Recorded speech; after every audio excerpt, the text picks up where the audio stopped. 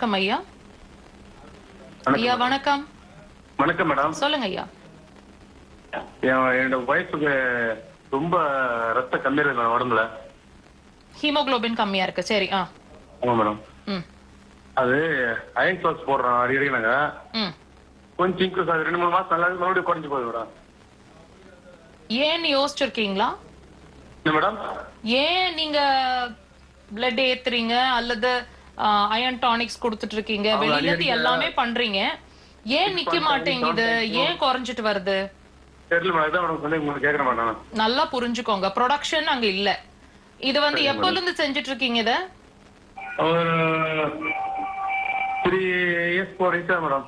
4 வருஷமா செய்றீங்க. அந்த 4 வருஷத்துக்கு முன்னாடி அந்த ப்ரொடக்ஷன் வேலையை யார் செஞ்சது? அதுக்கு முன்னாடி அப்படிதான் மேடம் இருந்தது. அப்பதான் மேடம் நாங்க பாத்துட்டு மேடம். இல்லைங்க, இல்ல நான் சொல்றது உங்களுக்கு புரியுதா? இப்போ